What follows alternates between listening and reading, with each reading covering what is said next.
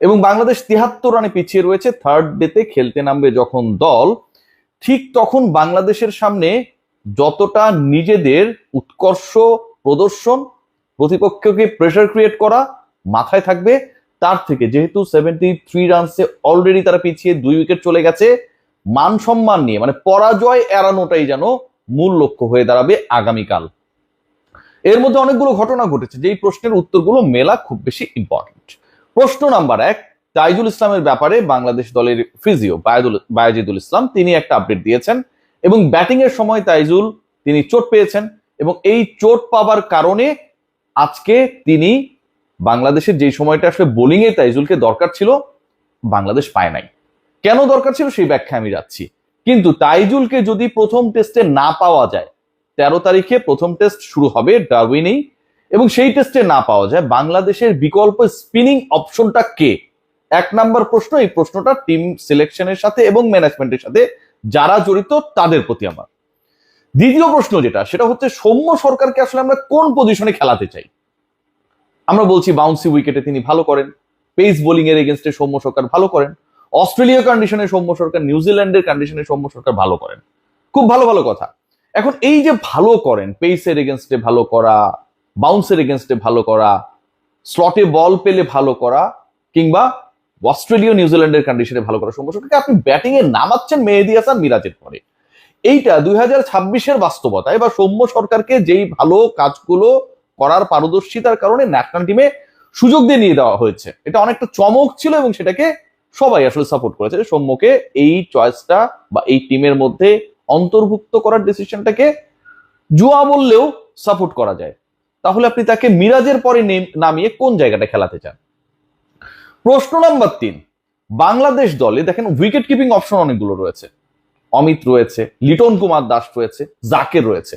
3 জন wicket keeper আপনি নিয়ে গেছেন এবং আপনি এটাও এনশিওর করছেন যে বাংলাদেশের প্রথম টেস্টে ডারউইনে অস্ট্রেলিয়ার বিপক্ষে Liton Kumar Das, despite having some injuries, he will be fit to play the first test. তাহলে আমার 3টা উইকেট কিপার দলে হুট করে প্রয়োজন পড়লো কেন? আমি একটা এক্সট্রা স্পিনিং অপশন নিলাম না, আমি নাইমকে বাংলাদেশে রেখে চলে গেলাম যেখানটায় অস্ট্রেলীয় স্পিন ডিপার্টমেন্ট, তাদের যে ক্রিকেট অস্ট্রেলিয়া 11 মানে মেইন টিম না, তাদেরই একজন বোলার বাংলাদেশের এগেনস্টে 6 উইকেট নিয়ে নিলেন হাইটকে কাজে লাগিয়ে। সেই জায়গায় বাংলাদেশের স্পিনারদের মধ্যে সবচেয়ে উচ্চতর যিনি লম্বার জায়গায় নাইম হাসানকে স্কোয়াডে রাখা হলো না। কেন রাখা হলো না? তাইজুল যদি খেলতে না পারে, বাংলাদেশ কি 4 পেসার নিয়ে খেলবে সাথে মেহেদী হাসান মিরাজ? 4 পেসার নিয়ে যদি বাংলাদেশ খেলে, বাংলাদেশের আজকের ম্যাচের ফল কিংবা ডারউইনের যে উইকেটের ক্যারেক্টার অথবা সেখানকার এই মুহূর্তের যে আবহাওয়া, আপনারা সবাই জানেন যে ওখানটা নর্দার্ন টেরিটরিতে এই মুহূর্তে সামার চলছে, মোটামুটি উইকেট ফেটে ফুটে যাবে থার্ড ডের পর থেকে এবং অনেকটা স্পিনিং সহায়ক হয়ে উঠবে। সো ওই জায়গায় আপনি কি 4 পেসার খেলাবেন? ধরলাম 4 পেসার খেলাবেন। বাংলাদেশের 4 পেসার কারা? তাসকিনের সাথে আমরা মানে গুরুত্বপূর্ণ পেসার হিসেবে হাসান মাহমুদ, ইবাদত হোসেন, এরপরে আর কাকে পাওয়া যায়? এরপরে কে? সে কি মুশফিক? সেই পেসারটা কি খালেদ আহমেদ? মানে আপনি কতটা কনভিন্সড?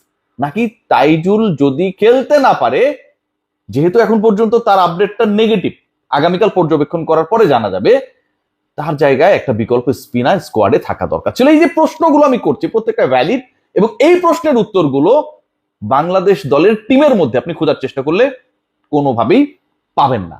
বাংলাদেশ স্ট্রাগল করলো কোথায়? বাংলাদেশকে নিয়ে তো আমরা আপডেট যেগুলো দেখছিলাম এবং দিচ্ছিলাম, সেখানটায় মনে হচ্ছিল বাংলাদেশ হয়তো লিডই পাবে অথবা প্রতিপক্ষ বাংলাদেশের যে স্কোর, সেই স্কোরকে যদি ছাড়িয়েও যায়, বাংলাদেশ করলো কত? বাংলাদেশ করলো হচ্ছে 263, ছাড়িয়ে গেলেও হয়তো 10, 20, 30, 40 রানে। কিন্তু না, বাংলাদেশের 263-র এগেনস্টে অস্ট্রেলিয়া 11 করলো 355 এবং 355 দলটা করলো কখন? যখন তাদের একটা সময় স্কোর ছিল 139 ফর 5 ডাউন, প্রথম 5 ব্যাটসম্যান আউট হয়ে গেছেন 139 রানের মধ্যে। সেই দলটা বাংলাদেশের বিপক্ষে স্কোর বোর্ডে তুলেছে 355। 139-এর পরে 355 তোলা মানে আপনি বুঝছেন যে এখানটায় আপনার 200 ফুটের প্রয়োজন আরো 61, আরো 155, মানে প্রায় 200 রানের একটা পার্টনারশিপ আমরা সেখানটায় দেখলাম।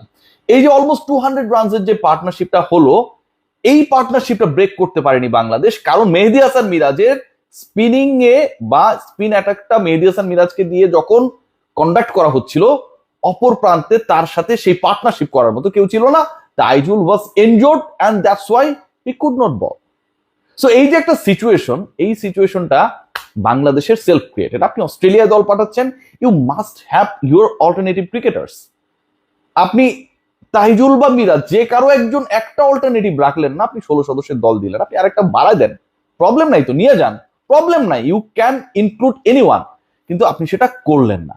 সৌম্য সরকারকে নিয়ে আপনি যদি 7-8 খেলাবেন, সৌম্য সরকারকে আমি মনে করি যে পিক করারই দরকার ছিল না, দরকারই ছিল না।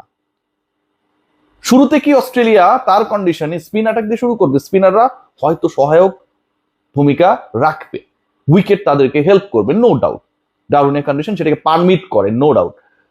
বাট ওই শুরুর যে সিচুয়েশনটা, সেটাকে সামলানোর জন্য তানজিদ তামিম এবং সৌম্য সরকারের যদি ওপেনিং পার্টনারশিপটা হতো বাংলাদেশ দলের জন্য, যেখানটায় বাংলাদেশের ওপেনার 2 ইনিংসেই ফেল করেছে, কিছুটা হলেও কি স্বস্তির হতো কিনা।